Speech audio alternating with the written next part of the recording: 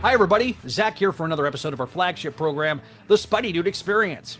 This episode is brought to you by our loyal patrons over at patreon.com/Spideydude Network. Pledge today and get both early access to content on the main channel, as well as entirely exclusive content, like brand new shows, commentaries for old Spidey stuff, including commentaries for the MTV series, for example, as well as the video editions for Voices from the Eyrie Gargoyles Podcast. And our Patreon first show focused on the Krakoan era of X-Men. We also want to encourage you to check out our other programs that are all available on Audio Edition. These are all over on Spideydude.com, and they're available on your favorite podcasting app.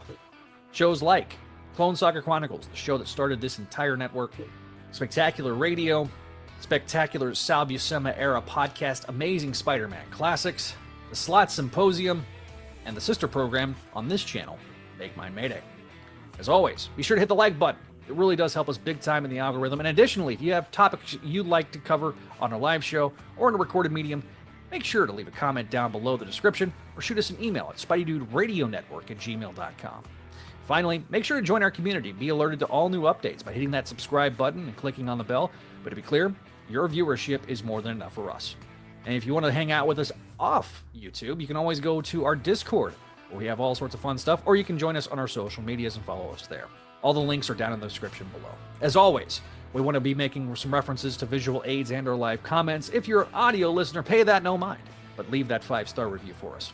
Any and all feedback we will read on future episodes. Thank you, and without further ado, let's get rolling with this episode of the Spideydude Experience.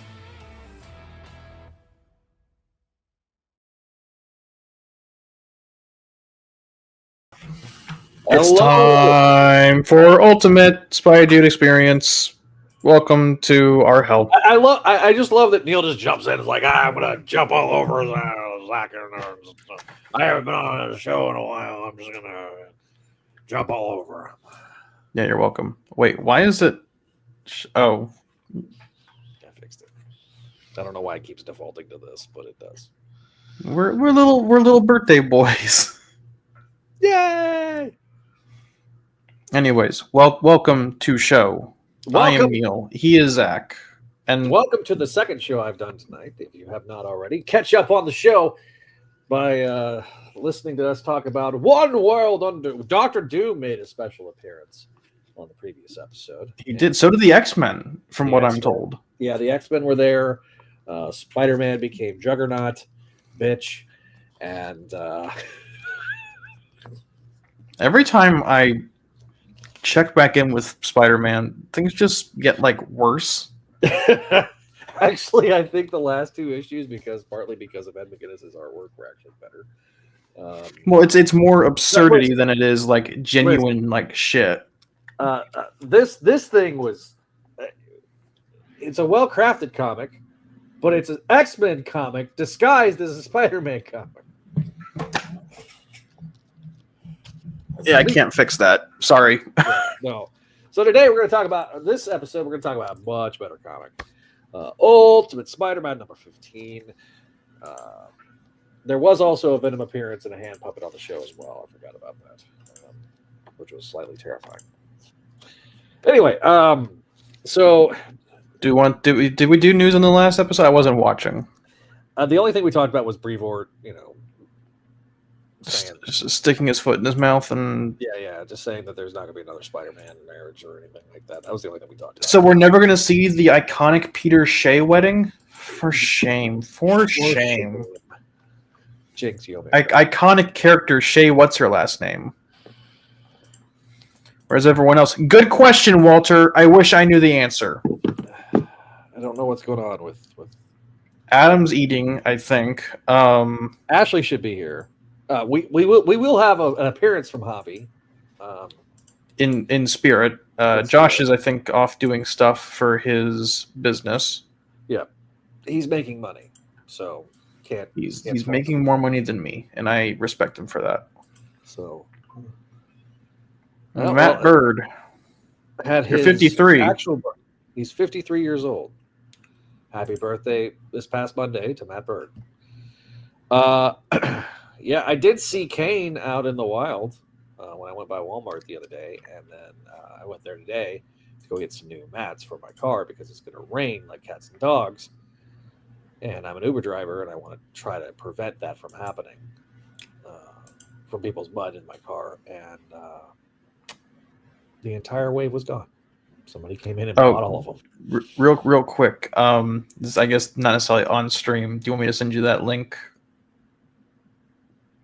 Oh yeah. We'll talk about that after the show. Yeah. Anyways, you will never get again the iconic Peter Shea wedding. It simply was never meant to be, as was the iconic Peter Cindy Moon wedding, or the Peter Carly Cooper wedding, or the Peter Carol Danvers wedding, or the Peter Carly Cooper wedding again. Did I already say Carly Cooper? Yeah. No, you waited until the end. That is correct. There was something. Okay. Or the iconic Peter. What's the fucking Chinese lady from Worldwide?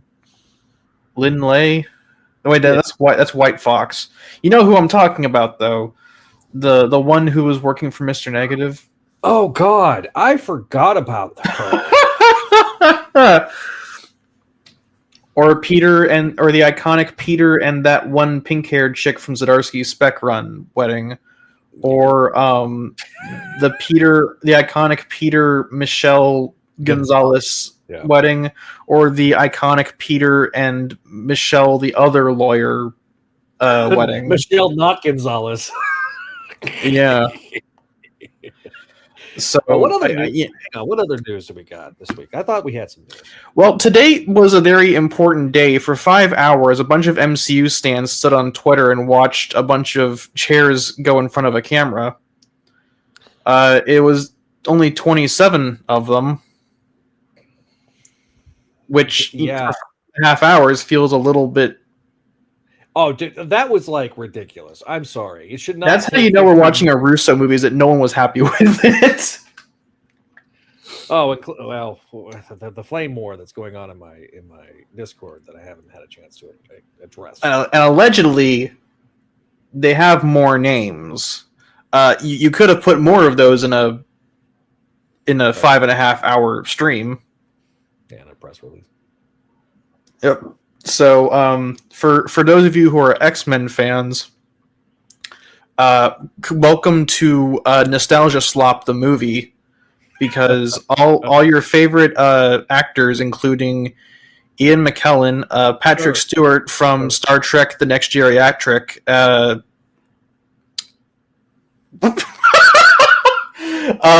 James Marsden, Alan Cumming? Alan Cumming, yeah. Kelsey Grammer from Frasier. Who else was there? He was Beast in X-Men 3. It's funnier to have him be part of the Fantastic Five. Hello, Evil, I'm listening. Hello, Evil, I'm listening.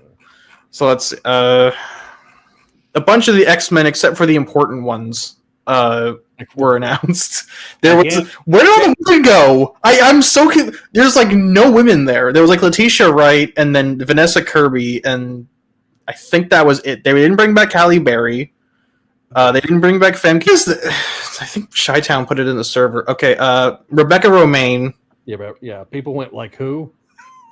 It would be really funny if, like, out of nowhere, like all these portals open up and there's just number one from Star Trek: Strange New Worlds. Listen. Somehow managed to get her there. Oh, and meme casting Channing Tatum is back as Gambit, I guess. Even though. No, I'm not saying he was bad in the movie. I'm just saying, like, it only worked for one movie because the entire thing was he was forgotten. Yeah, but I'm fine. I am interested to see how he interacts with that particular group. But where'd all the women go? That is a good question. Like, where are all the women? There's Where's Hugh Jackman for that? Speaking of women, Ashley. Hooray! It was like I was being summoned, and I just knew. Oh, you saw the picture I sent of John Cena turning heel. I did. But yeah, there was no Wasp, there was no She-Hulk, there was no Ironheart, there was no Captain Marvel, there was no Miss Marvel, there was no was it Photon, or did she call herself Photon in the Marvels, Monica? I think that's what they finally came up. They settled on Photon. Okay. Yeah. I think she'll probably be in there because like because Kelsey Grammer in the but like it's weird that like they're going like, hey, they're the Crimson Zone. I have no idea what's happening. That is a reference to a joke that Walter made in the last episode. The Eternals aren't there, but no one gives a shit about the Eternals, so nothing's lost there. Let's see. Poor Angelina Jolie and Salma Hayek, they thought they could get more work with the. There's no Cassie Lang, there's no America Chavez, there's no Kate Bishop, there's no Jeremy Renner. Well, that one's more understandable because that guy just had a big accident. So dude almost lost his leg. Yeah, I know. That's what I'm saying. That's why I'm not. He might not be. Isn't he doing Mayor of Kingstown too? That probably is a more stable paying gig, and he doesn't have to do as much action. I think he's But where are all the women and Mark Ruffalo? It's like when they say the girls and the gays are what this is for. You got the girls and Mark Ruffalo. Well, I did notice that there was no Tom Holland or Benedict Cabbage Patch. Cabbage Patch? I love that. I say it so often to become like a reflex action now. I just call him that on like command. But I think it's great that we're finally remembering that we're American and we can't have British people pretending to be us anymore. So Jesus Christ. No Zendaya. Well, that one's not really. She's a bit player. Well, not a bit player, but she's not like an Avenger. You don't expect to see her in the Avengers team up at the final shot of the movie. Oh yeah, do we want to talk about Sadie Sink? We can. Yeah, so Spider-Man 4, Sadie Sink, who everyone is assuming is MJ, the real MJ. Has been cast in an unknown role. About the different MJs and everything like that. I'm sorry. Everyone, because every shot of her that is used as a set, not a set photo, like a publicity shot. Every publicity shot is her as a redhead. Everything was with Getty images of her was that she's redheaded. So so everyone just kind of assumes that she is, despite the fact for the last damn near 25 years that it has not been indicative of what the women actually have been portraying. I think MJ should be a fake redhead and smoke cigarettes. That's my ideal MJ. We have Betty Brant that looks suspiciously like Gwen Stacy. Elizabeth Banks. Oh yeah. Shit, no. My bad. No, Elizabeth Banks actually looked like a peak. Elizabeth Banks Betty had like too much chemistry with Tobey Maguire. They would have been unstoppable. Dude, he had all the Riz in Spider-Man 3. Yep. But no, I don't think she's gonna be Mayday. I think they actually made a reference to Spider-Man 3 and the Dancing Peter Parker in today's issue in ASM. Yeah, I didn't like. It was it was too on the nose. Like it was obviously like a, hey guys, isn't Spider-Man 3 dog shit? Yeah. Anyways, Ashley, how are you doing today? I'm good. Did you get that shirt? Did you get that shirt at your time in Disney? No. Oh. I ordered from that website I always buy shit off of. That's like all my nerdy stuff. Oh. She tried Buc-ee's for the first time. Really? How did you like it? I love it. Oh wait! And now I'm like, yeah, you're the one that gave me half the shit that I bought to eat. What are you fucking talking about, Neil? Like all the things I forgot the things I did today, and I was in one place for 6 hours. So, what is it? I love this book. Well, that's great, Tevya. We haven't gotten to that yet, though. We're waiting on Adam. I still have an 8, and I'm waiting on that. So if you want to go grab food real quick, we can. I will stuff my face on here. I don't even care. Like, I am very hungry. So, Ashley, if you want to go grab food, we'll do some more news. I was going to say Jack. Zach and I can. Your new name is Jack now. You're like Jerry from Parks and Rec. That was my grandfather's name. That's weird. No. What, Jack? My biological grandfather's name was Jack. Let's see. Matt asks, I continue to wonder why Marvel's completely against not only Spider-Man, both growth of all their heroes. I have heard that Joe Quesada has a project at Marvel coming out soon. Yeah, well, joke's on you, Matt, because Joe Quesada's project is about death and age, because Black Panther is now dead to synergize with the movies. For, what is it, Marvel Knights, The World to Come? Yeah. I get to Black Panther's dead, guys. It's the plot to Wakanda Forever. All right, so I thought there was other news like besides that. Kevin Smith. Yeah, there's a giant size Amazing Spider-Man one shot coming out that has.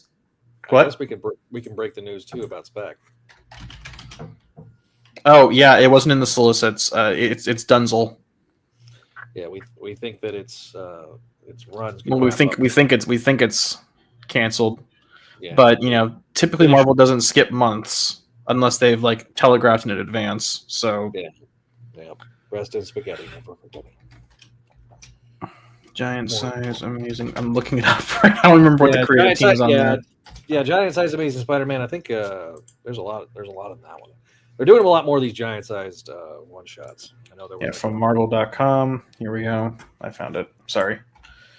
So we'll play the Bobby thing after this. Is that his review of the book, or? Yeah. I think we should play it after the recap. Yeah, that's probably a good idea. Speaking of recaps, Adam, how's it going? Good. Awesome. Yeah. All right. Finish the giant-sized Amazing Spider-Man. Okay, I'm pulling up the tab right now. Have you ever wanted Kevin Smith to come back to Amazing Spider-Man? No? Too bad. He's back, baby, along with Al Ewing and Chip Zdarsky. And a cover that is emblematic of everything wrong with Spider-Man, including not being the main character of his own book. It's 3 big stories.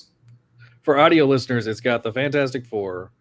Who's that in the middle? Who's in the this right guy? middle? Yeah. I don't know. I thought it was like Hickman's OC from Gods, but I don't know for certain. Is that Kindred? Is that the Hood? I don't know. Is that Facade?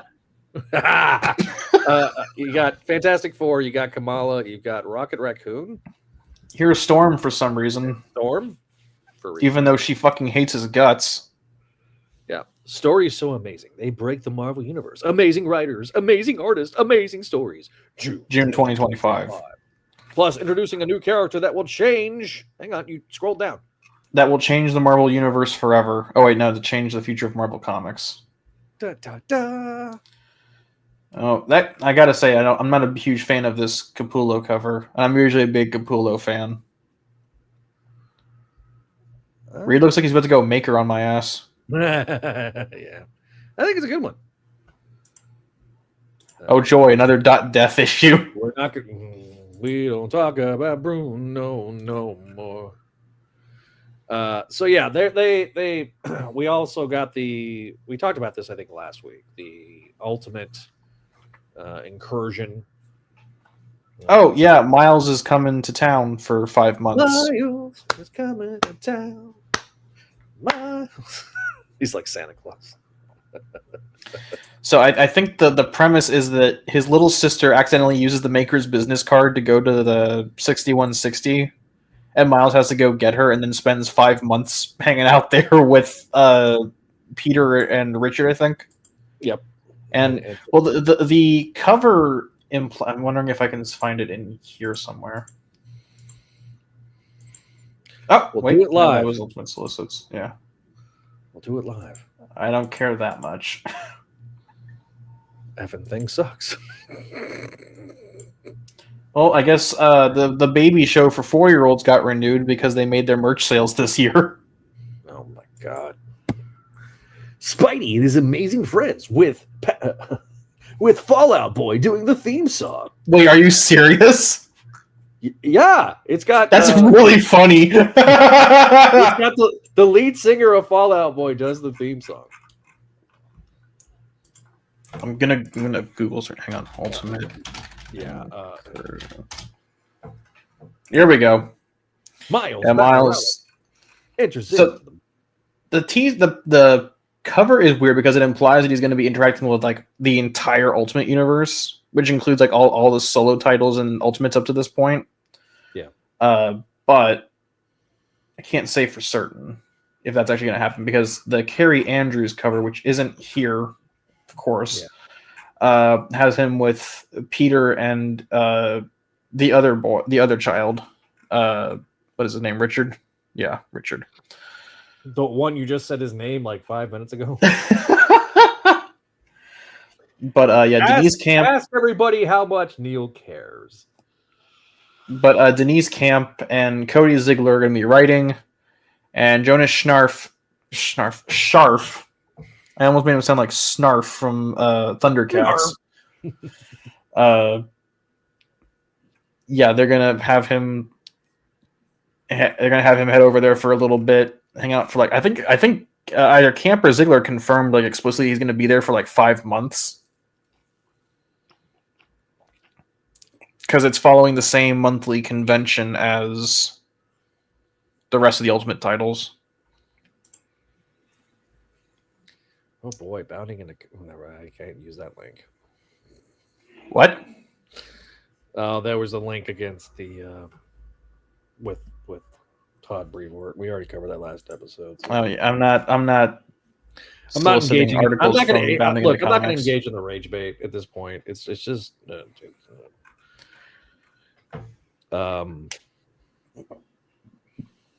The only thing I can really say to that is that, wow, Tom Brevoort maintained the position he's had for 20 years now.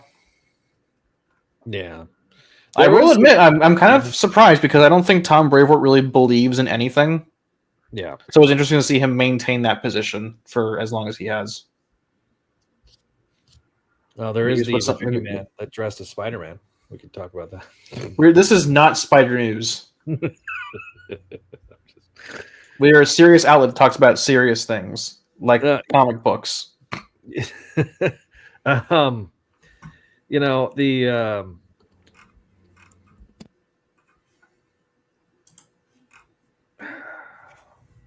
I just realized that the giant size Amazing Spider-Man introduces a new character that will change Marvel Comics forever, and I'm not even on the cover. Maybe it's that person in the middle. It might be. Yeah. So we do know that later this year we'll get Spider-Man Noir. Apparently, like as a figure, or Amy Pascal is taking over James Bond, so that's not really Spider-Man news. That's more Sony news. I know, but they throw Spider-Man's name out there.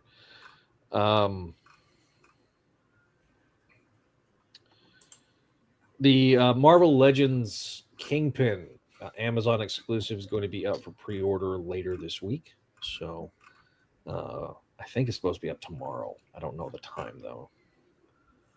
What version is of Kingpin? It is the one from the video game. From Neversoft or Insomniac? Insomniac. It is. He's in the black suit. It is Disney, man. To make all your dreams come true, unless you want Peter and MJ married. Okay. Since Ashley's here, do we want to go on with the main show? Yeah. And talk about our $4.99 funny book. Okay, so let's talk a little bit about Neil. Are you gonna do the recap? Why wouldn't I? Yeah, that's kind of your thing. I do like the Neil's recaps give me life. So you're welcome. I do like the inside, the Virgin cover. The Virgin cover being on the inside of the cover. Yeah, I appreciate that. It makes my job very easy. Yes, it does. All right, issue 15, my dude. Okay, issue 15 of Ultimate Spider-Man with an updated chart. Yeah. What was that? I was trying to say yay, and then I hiccuped. It's like, I was gonna say inaudible noises. Insert Chewbacca. I'm so sorry to our audio listeners. But anyways, Richard's profile picture in the chart has been updated to reflect that he is now Spider-Man 0.5. That's what I'm going to call him. Either that or Chaos Gremlin. Yeah. Anyways, it's March 2025, and Peter Parker has revealed himself to be in an episode of Trailer Park Brothers. He and MJ and their kids are on the run. And MJ hands him the shirt that he wears every time David Messina draws an issue. And they go, hey, let's meet our eccentric, quirky new neighbors, including this one guy who is like the conspiracy theorist from 2012. He does They have get you with- Octavius glasses, too. They get you with humor, then they start telling you the truth. What's the daughter's name is May, right? Yes. Okay, May asks for some coffee, and MJ's like, no. Meanwhile, they don't know where... They're talking about some experiments that have gone on in the desert. People have been disappearing, and disappeared for realsies. MJ's line work between her gums and her teeth have just mysteriously vanished. And I don't know if I'm not the only one that noticed that. Okay, I'm glad it wasn't just me. Meanwhile, Richard's on a rock texting Felicia, who's still in New York. Hang on, Ashley, you bumping up against the mic? No, it's me. I'll shut up. Oh, I okay. was saying, no, my mic's off. I couldn't see. I couldn't see you, so I just wasn't sure. I wanted to give Zach the benefit of the doubt. Anyways, he tries to ask Felicia out when he gets back to New York, but his signal fails. He starts swearing, and his dad tells him off. And you'll notice that they skipped the very important subplot of Peter finds out his son has been taking his place for 2 months. We're not going to talk about that, though, I guess, because Peter talks to the Picotech spider / himself. Cute little Jiminy Cricket idea.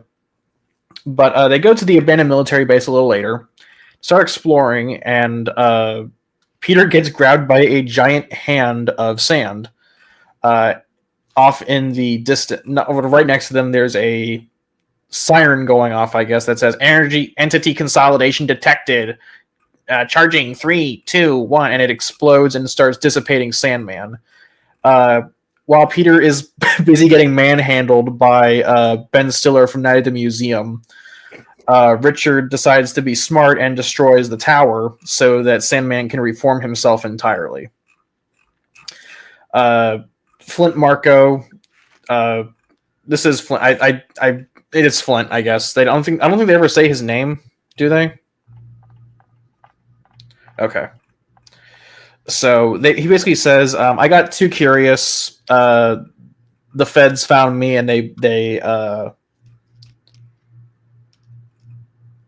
were doing experiments. He found out, and they made him into one of the experiments. And later that night, Peter and MJ are hanging out in the web hammock from Spider-Man 3. And they ruminate on the meaning of life. And Peter asks, hey, why do you love me? And then MJ goes, because you're awesome and really good looking. MJ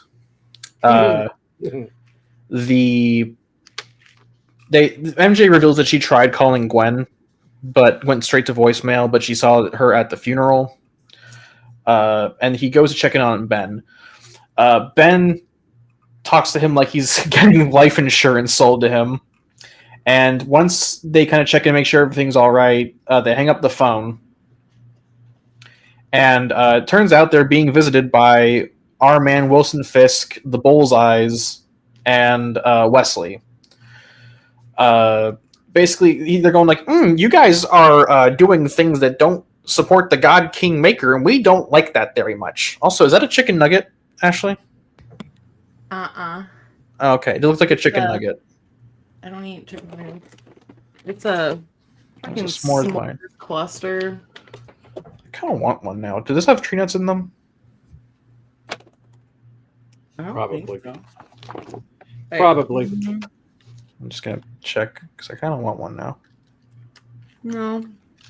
Back to the recap, Neil. Yes, it does. Okay. Anyways, back to the recap, because now I'm upset. Wait, is it actual, like, because it says it's in a facility that processes almond cashew. Yeah, I can't eat that. Aww. It's okay. Sad. Anyways, they go, well, this Ben Riley fellow you got employed up to no good. So we killed all the Ben Rileys. And they go, in New York? And Kingpin goes, oh, no, buddy. I work for the global organization. We killed every Ben Riley on the planet. There's a lot more flour going through the mill today. And Kingpin's like, I admire your work, but remember, guys, strong words elicit a strong response. Ben and Jonas say they're going to double down, and Kingpin's like, I don't want you to stop because you guys sound like fucking lunatics. You guys sound like conspiracy nuts, and you're going to be a useful tool to separate my org from the maker, because your stuff sounds so batshit insane that it couldn't even possibly be the truth. And Wesley asks if they want to make a comment for the record, and Ben says, sure. When all this is done, when wrongs have been righted and the shadow is lifted, I'm the guy who's going to write the obituary, and you can quote me on that. To be continued. All right. Before we see that for him. Before we do grades, yeah, I'm glad our old man Yowie arc is continuing. We have a little gift. He's not dead yet. Before we get too far, we have a gift from friend of the show, Javi. Hey guys, it's Javi. Oh, okay. So I have the video Javi sent me earlier tonight before we got started with the show. And so he couldn't be on the program tonight, so I wanted to give him a chance to have the floor. So we're going to give him solo layout. Hey guys, it's Javi. Just wanted to say hello. Been a long time, and want to give my thoughts on today's Ultimate Spider-Man 15. I'm going to go a little spoilery here, so if you don't want to know these things, why are you watching this show to begin with? But first of all, no surprise, let's not bury the lead. I love this issue once again. Messina's art, I mean, for being the fill-in artist, or who I think of as the fill-in artist, like, he's really good. I've definitely gotten used to his style, and it feels like a part of this universe now.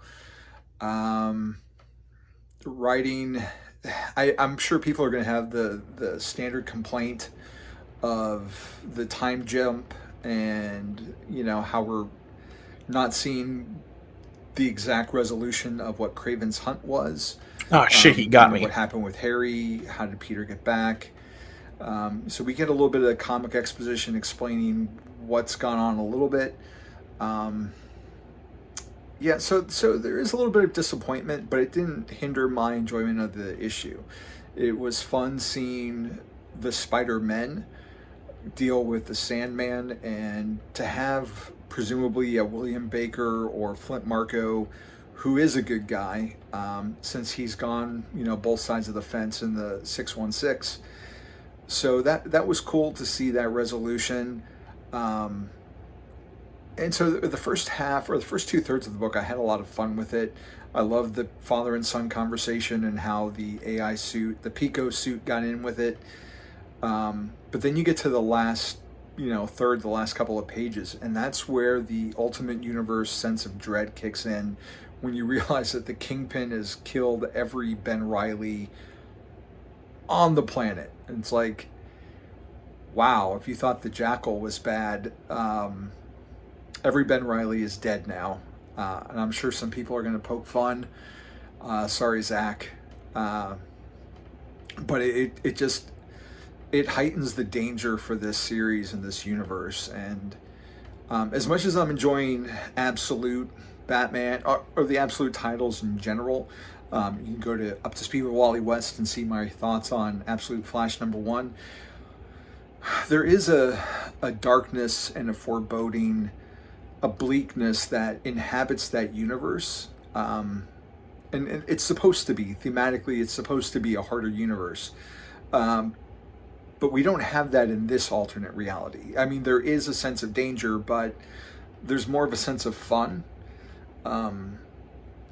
And I don't know, this issue, it's just really resonating with me and hitting on all the usual points that it does. So no surprise, I'm going to give it an A+. And, looking forward to see what we do with Mysterio, because we didn't see any Gwen this issue. And how's Mysterio dealing with the, Peter escaping? And just in our group chats, it's like, what's going to happen to Gwen? Is she going to take over and be the new Green Goblin? Was Harry's death a Mysterio illusion?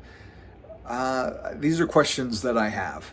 So it would be ironic if Gwen takes over the mantle of the Green Goblin and then becomes the villain for Peter, since he lived and threatens MJ's life. So I think that would be a cooler twist than having the original Gwen Stacy come back as Gwenpool or whatever she's coming back as. I don't know. So yeah, that's it. I hope everybody's doing well. Be curious to see if Zach is wearing any Walter cosplay. And talk to you guys next time.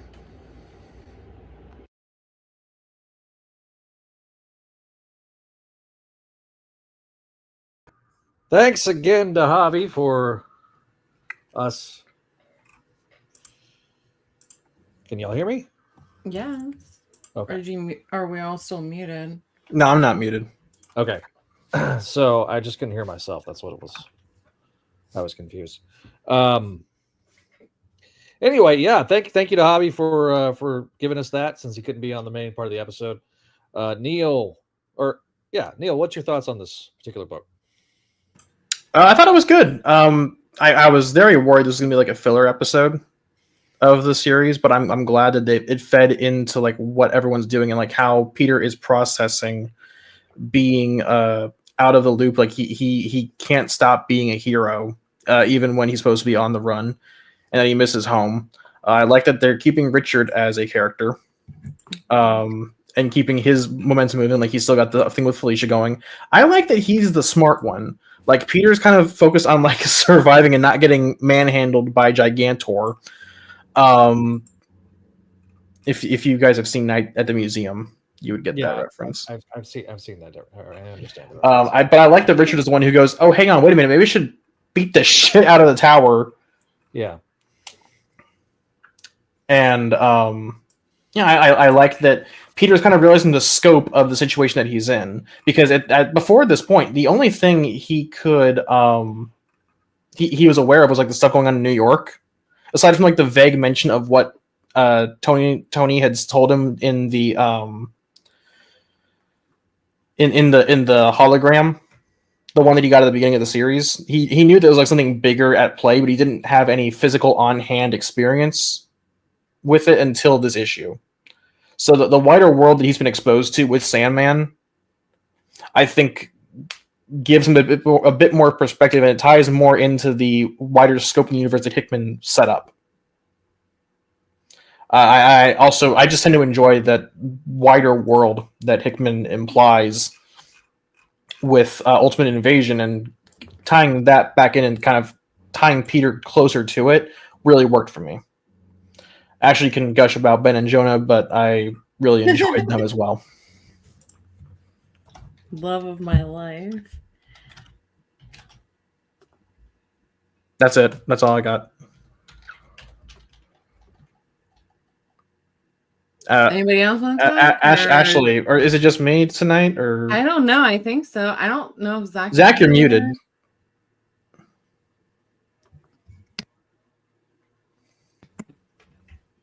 I don't think his equipment. I think his mic is broken.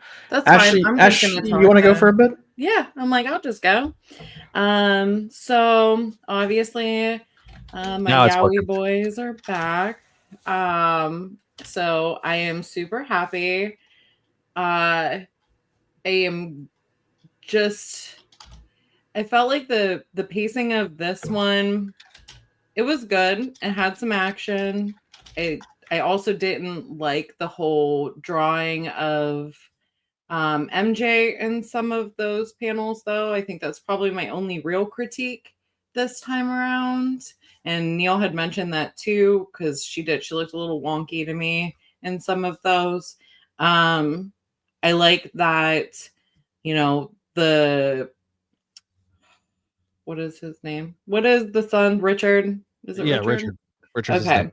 Richard and Black Cat are still continuing their little thing, and he's, going to try to find service so that he can still talk to her. And I think it's cute that he's worried he's like fumbling on his responses and stuff, like a typical teenager, like, oh, that was stupid. Why'd I say that to her? He's just like me for real. even though he's like a genuine Riz Goblin. He is. I wasn't gonna say it, but I was like, I could see that. Yeah, your little responses. I'm sure you are too, Neil. I've never seen Neil's Spit Game. That'd be kind of fun. You gonna wingman? Is that? I mean, yeah, that was the implication. That was the open invitation. There you go. He's if like, you need a wingman there, Bogenrieder, I got you. Is my mic better? No. Yes. Overall, this has been a pretty solid. I think the Jonah Ben stuff was the best stuff in the issue, though. And I like that Ben is still like, okay, you can say what you want and like threaten me, but I don't give a fuck because, I'm Ben, I'm badass. So I did like that at the end. Yeah, I don't have anything really to like add to what Neil has said. I don't know if Adam, you want to go and say anything about it? I know you've got great insight for this issue. I mean, I liked it. It's a good issue. I think my big critique though is kind of the time jumping, because it just feels like,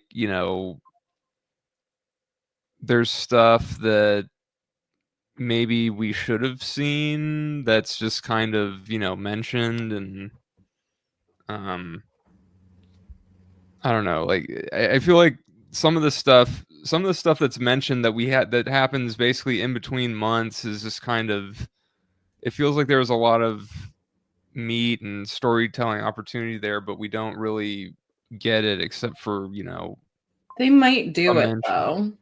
I do agree with that. Yeah. But it might be one of those things where they do that, like, this is what's happening on the other side for issues down the road. I did think about that too. But yeah, I mean, the art's all right. Messina's he's got some good stuff here, like, but there is, like, I don't know, like, his stuff's fine for what it is. The Ben and Jonah scene at the end was good with Kingpin. Ups the stakes and the danger, the seriousness of everything. I like seeing a Sandman that's not a complete villain. I know my friend Nick will probably enjoy that because he's a big Sandman fan. So yeah, I mean, it's a good issue. It's a nice little breather, I guess, from the intensity of the last two, but it's fun, and it's nice seeing the father and son duo work together to fight off a threat. So I thought that was actually pretty funny. Like, he's like, don't do this, don't do that, while he's like getting his ass beat, and his son's like, what am I supposed to do? I'm just like kind of here. So But yeah, it's enjoyable. I mean, the series is just good overall. Well written. But anyway, Neighbor was weird as hell, and that's what I picture at those kind of places. So it is one of those things though, where like sometimes I just feel, I mean, we've talked about this a lot, the monthly thing it's a strength, but it's also kind of a weakness. It feels like they leave interesting stuff on the table with the limitations of the monthly time jumping. But other than that, it's still a fun, enjoyable issue. Yeah, I would tell you what I like about this one is that it actually covers all three of the main subplots in the same issue. You know how we got the Parker family vacation, we've got the stuff with the bugle, or I'm sorry, the paper, and the repercussions of that, and you know, so I think it really does seamlessly add. You have Spidey action, you know, that's something that we've kind of complained about. This felt like it's the most complete single issue that we've seen over the last few months, and I think it's a testament to both Hickman and Messina's work here. The fact that we kind of get introduced to a new Spider-Man villain, you know, the Sandman, and Peter's like, "You couldn't just write help me out or something?" And he's like, "That's a good point." Well, he did say that. Well, I mean, also the little satellite thing keeps busting him up, so he can't really say help. Yeah, I did dig the AIM people, you know, just Get him in the tube. Kind of gave me like the vibe of like the Easter egg of the original Captain America from First Avenger. I did enjoy the interactions with Peter and MJ. You get to see more of the depth of their relationship. It's fun to see the dynamic between Richard, the AI, and Peter.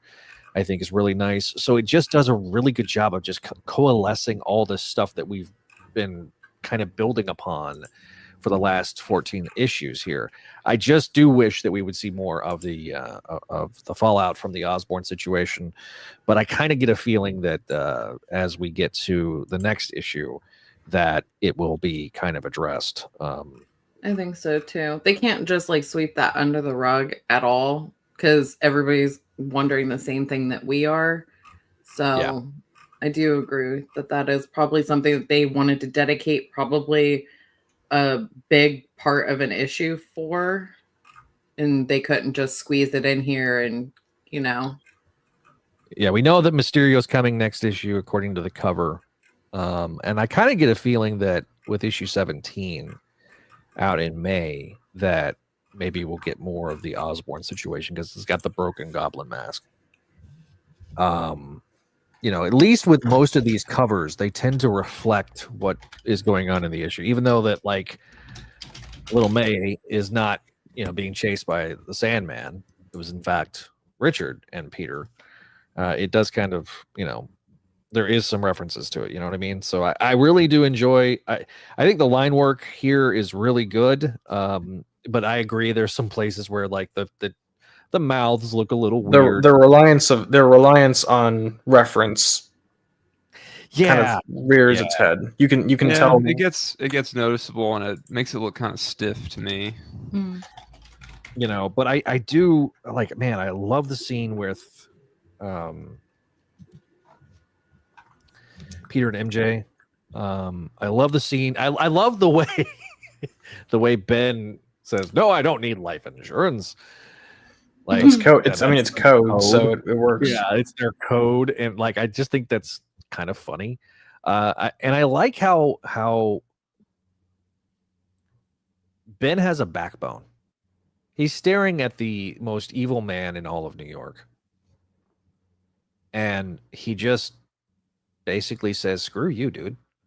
I'm not going to back down." He gives 0 Fs, and I think that's why I just love him so much. Yeah, like he has that steely-eyed grimacing face, like, no. Like it embodies the responsibility angle that is contributed to what, you know, he passes along to Peter in the main universe, is that, you know, this story is a story of great power, and he's going to responsibly let the world know what's going on.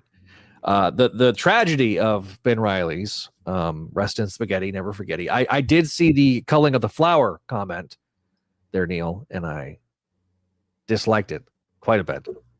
You're welcome.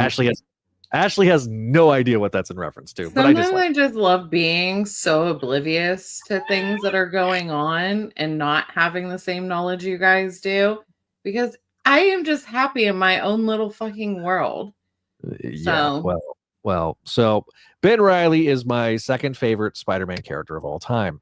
He turned to dust after he was killed by the Green Goblin in Peter Parker Spider-Man 75.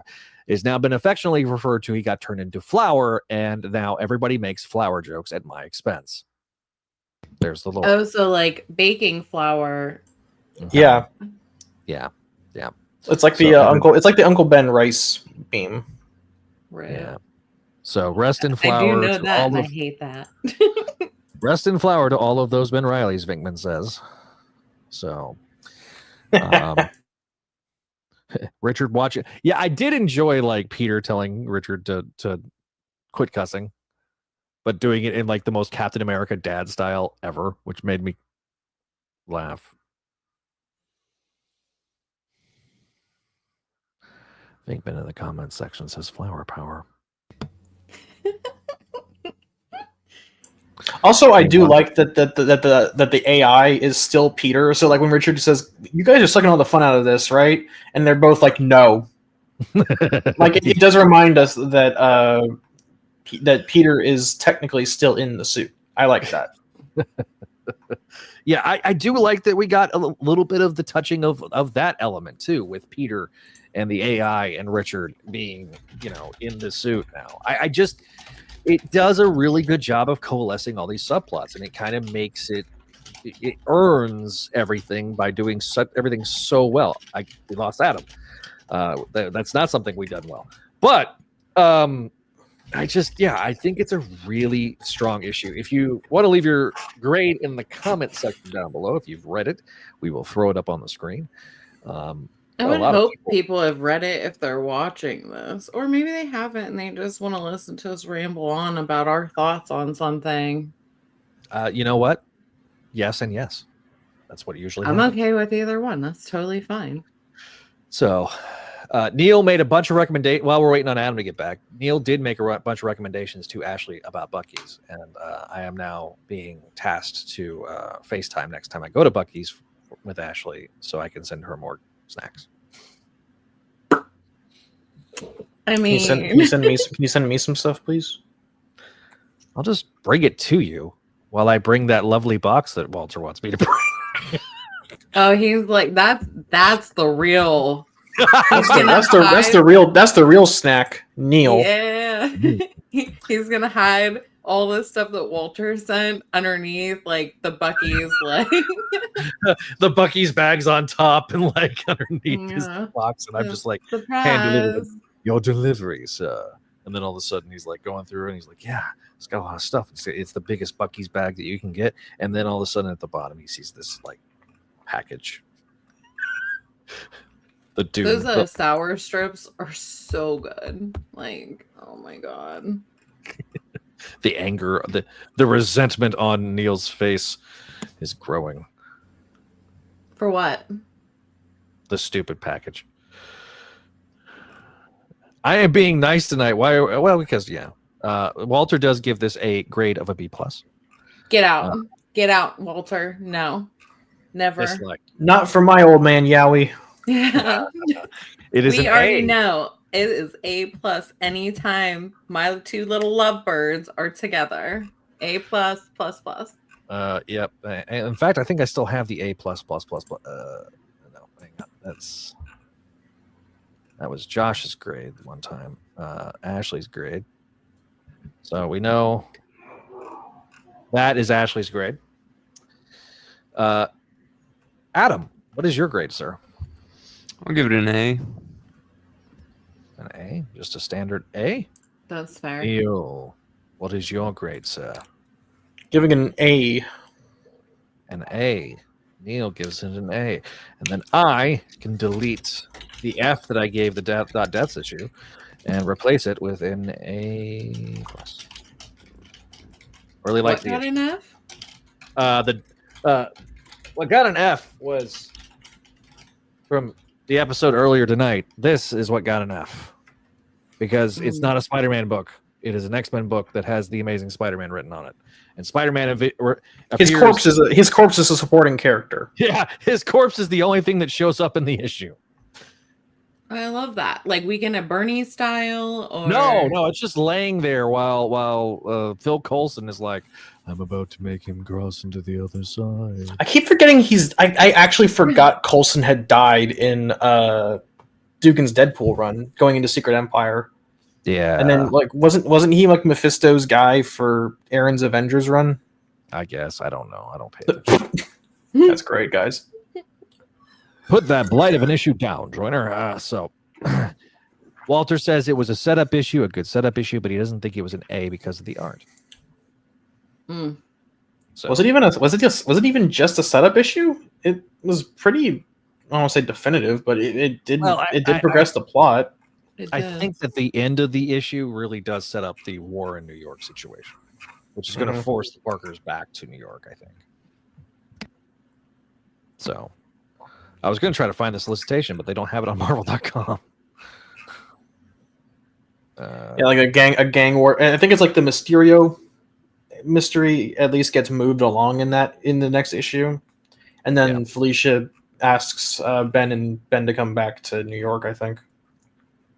The secret origin of Mysterio. Even Kingpin knows little about the criminal with the smoky helmet, but Spider-Man's about to learn more than he bargained for. 32 pages. Cover date, June 2025. $4.99. Did you say June? The cover date's always different than the actual. Oh, I was like, wait a minute. I had to think of what month it was for a second. Don't throw me off. My sincerest apologies, my dear. No, they always do, like, the cover dates are always like a couple of months ahead. It goes back to when they were being published in magazines. I can tell it is Gwen. She was Harry's mom. That's a pretty solid guess, I think. I think a lot of people are thinking that it's Gwen. So we will see. We will see. Well, we're coming up on the hour mark. We have no voicemails this time. Yay. I guess to close out the night, actually Zach and I are planning on doing another Books of X in the near future. Yep. So you'll see that coming out soon on the Patreon. I guess Slot Symposium is coming out. Yeah, I think soon-ish. I think the next episode's going to be the Scorpion arc, I believe, is what we have planned. So that's the Revenge of the Spider Slayer, right? Yeah, Revenge of the Spider Slayer. Yeah. So I need to update the Patreon. Salvi Sema Era has come out with some new stuff, and then you've also got ASM Classics, the always inimitable Voices from the Eyrie, and on the archives we've got Clone Saga Chronicles and Spec Radio. Yep. Hey, remember we have patrons, and you can be one too at patreon.com/Spideydude Network. I guess I'll go through the patron list and then we'll close it out. I can do that. Okay. Can do that. I don't. Neil's got it. All right, Let Neil. the man do it. So, for our $5 sensational tier patrons, Allison, Cindy, Ed, Eric, Georgia, Greg, Janelle, Jessica, Joyce, Catherine, Kale, Laura Howard, Lump Moose, Master Draymond, Phoenician, RJ, Vanessa, and Vicky, thank you all for your subscriptions. We have our spectacular patrons, our $15 patrons, Sarah and Tara. Beautiful. That's like poetic. You couldn't change that at all.